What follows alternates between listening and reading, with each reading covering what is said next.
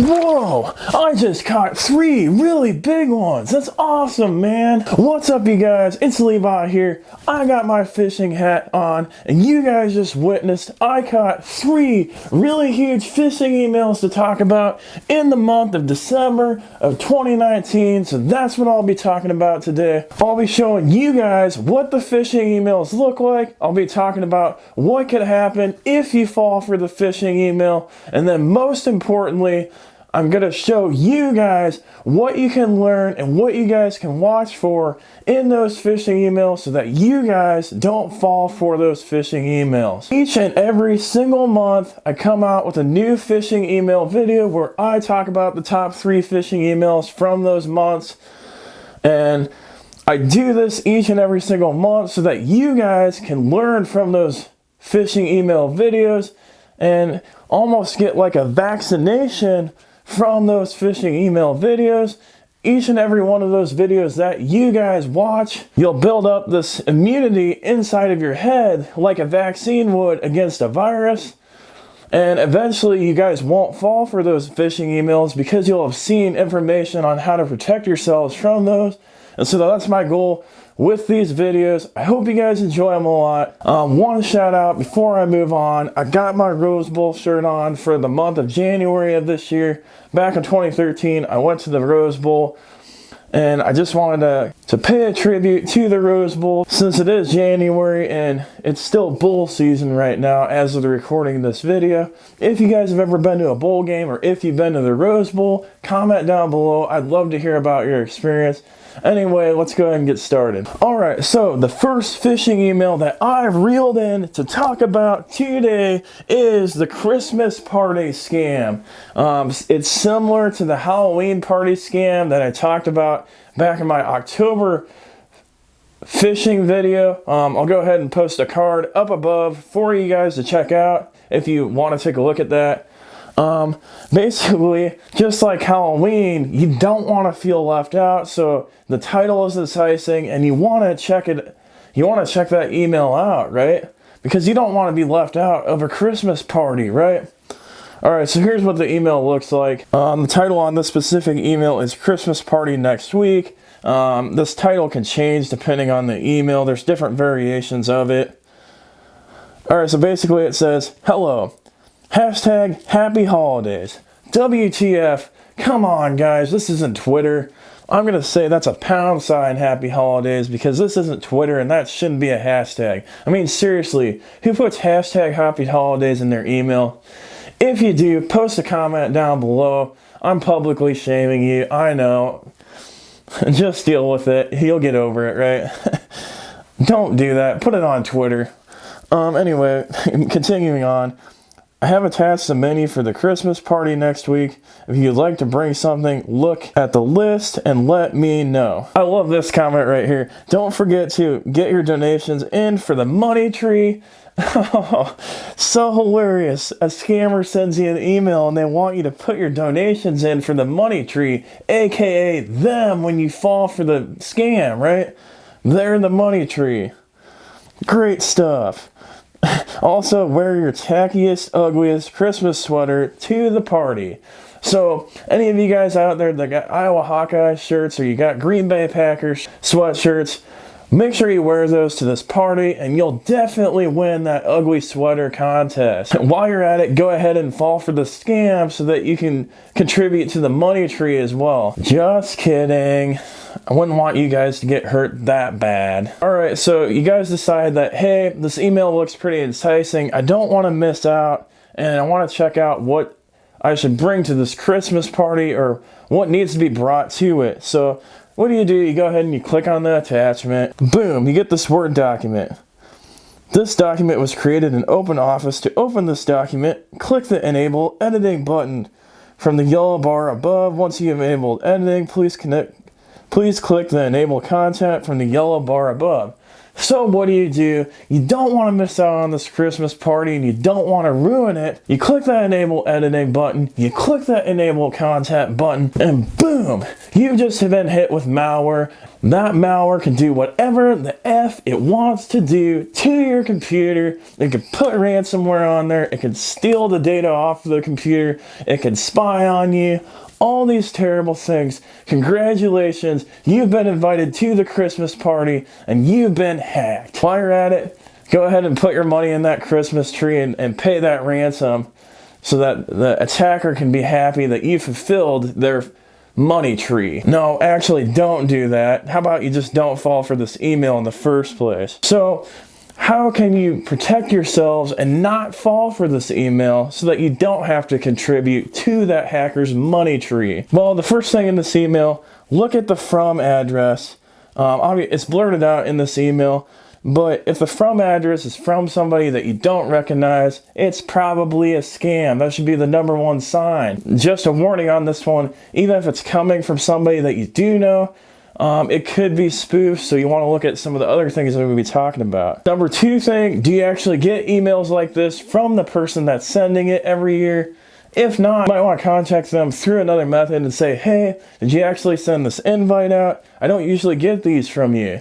Number 3, it was Friday the 13th. What can you expect? You're destined to have bad luck on Friday the 13th. You might as well just go crawl in a cave, turn all your electronic devices off, and not do anything that day. All kidding aside.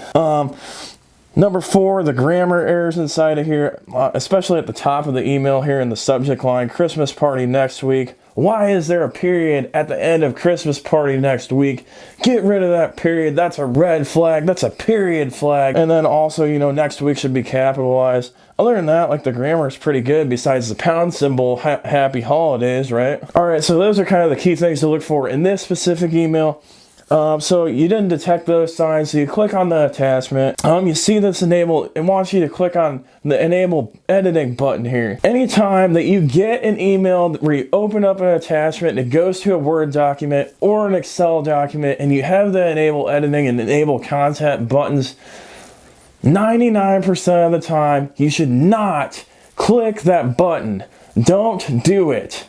And the reason why is because 99% of the time when you click that button, you're going to get a macro that runs in the background on your system, and it's going to install malware, and it's going to do whatever the F it wants to your system. So don't do it unless you're 100% sure that that email is legit and there's a good purpose for you doing that in that email. You should absolutely know before you ever do that in an email. If you see that, that is a major red flag. Your head should almost be exploding from the redness of it, and you should just close that email, ignore it, report it to your IT, whatever, unless you're 100% sure. It's not worth the risk if you aren't 100% sure. All right, so the next scam that I reeled in and caught for December of 2019 is a voicemail scam.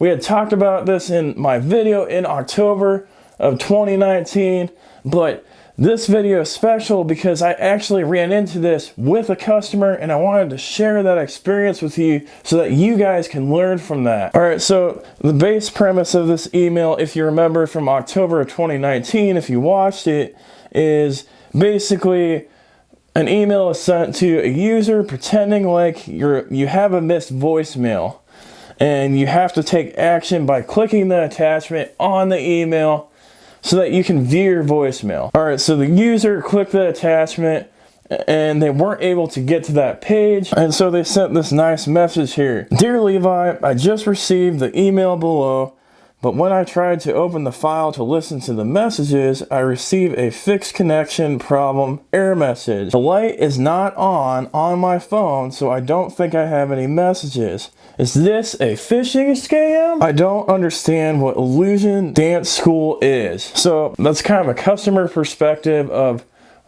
them seeing this email and wondering, WTF is this email? Luckily, when the customer clicked on that link, our firewall blocked it and they weren't able to actually get to anything. But if it's anything like the voicemail phishing email that I talked about in the October phishing video, which it looks like it is, after she clicks on that link, she'll get redirected to a login page where she'll enter her login information, and then boom, boom, once she enters that information, her account information will be hijacked. That password will get sent off to the attacker, and if she doesn't have multi-factor authentication turned on, that attacker can log into her account and do whatever the F they want with her account. Luckily, she has multi-factor authentication turned on, so one of the things that you can learn in this situation to help protect yourselves is to make sure that you have multi-factor authentication turned on all of your accounts that it's possible for. If you're not sure what I'm talking about, I'll put a card up above. I've done a video on it before, so check that out. Alright, so what can be learned from this case? How can you guys not fall for this? So I think the biggest thing to learn from this, from the customer interaction, is the user had already taken action before they had actually thought about whether this was a phishing scam. Let's go back here. So the light is not on my phone, and I don't think I have any messages. Is this a phishing scam? I don't know what Illusion Dance School is. The user took the action. That user clicked on that link or that attachment up there, and then boom, finally that red flag came into their head.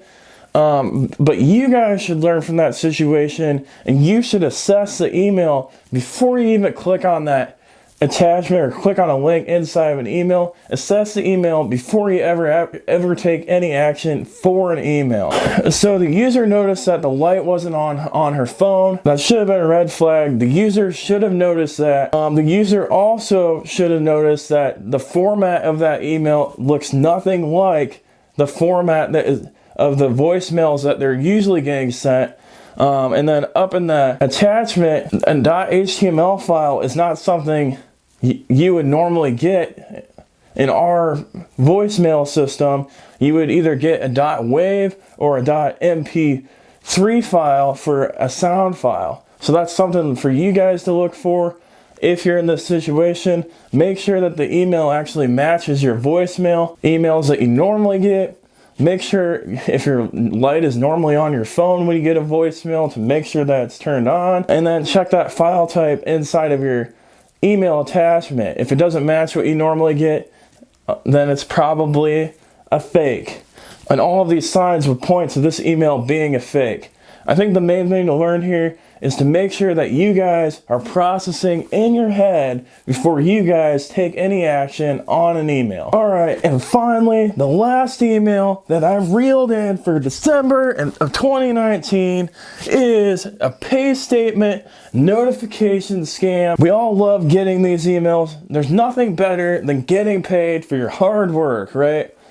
Well, it stinks when you go to open up your pay statement to find out that you're in big trouble. This email is a very, very simple email. It starts out with "Good day. Please find attached a copy of your payment notification." You get all excited. Yes, I'm getting paid. So what do? You go ahead and you click on that attachment, not thinking. Boom, you get this nice user authentication page. You go ahead and fill out your info because you're so excited to see what you got paid that month. All you gotta do is select your email address and select and put your username and password in. And then look, you get this nice fake pay statement page, right?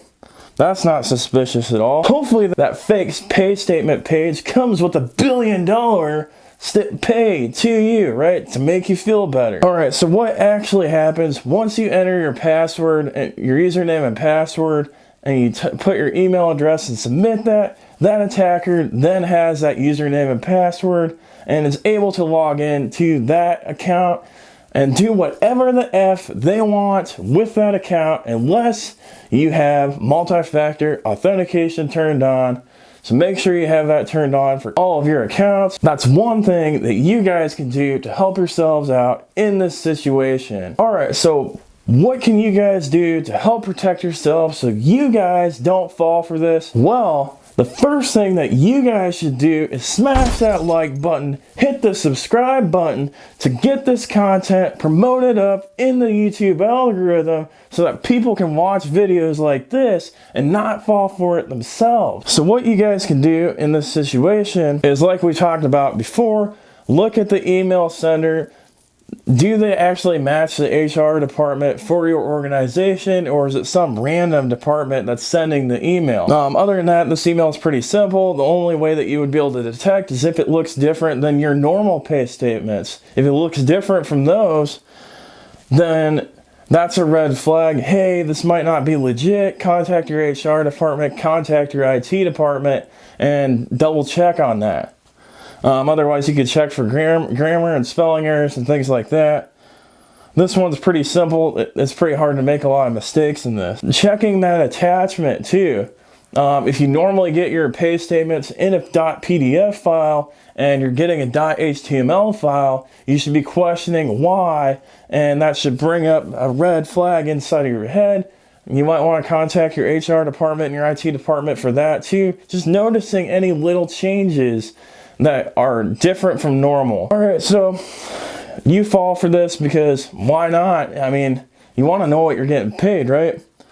So how can you tell on this page that you could potentially be involved in the scam? Well, the number one thing, if you go to a web page, you always want to look up at that address bar up at the top there. You can see that this is just going to a local file. It's not going to like www.adp.com or something like that. It's just going to the C drive on your local computer, which is kind of weird because don't you think it would actually go to a website? So that's a red flag there. It's a website that's local on your computer, not actually going out to the internet. And then the other weird thing about this page, so it's a Microsoft Docs page, but look at the login form. If you've ever logged into a Microsoft site before, you know that a Microsoft login page does not look like that. Why is that login form different? You should be asking that. And then if it's a Microsoft page, why do you have to pick your email account? It should just know that you're using a Microsoft account, right? Another red flag. All right, so you fall for it. You type in your password, username, all that stuff, hit the submit button, and you get to this weird page that looks nothing like a normal time statement or a normal pay statement. Look at the address at the top of there. It's not even a secure page. If you're gonna have your pay statement, it's gonna be on a secure page. And then the address is just stupid, right? So by then you're already out of luck. But if you detect on that last page that you're scammed, you might be able to go and change your password before it's too late, or contact your IT or HR department to help yourself out there. All right, so I hope you guys learned a lot from the December of 2019. I thank you so much for watching, and I hope you guys have a fantastic day.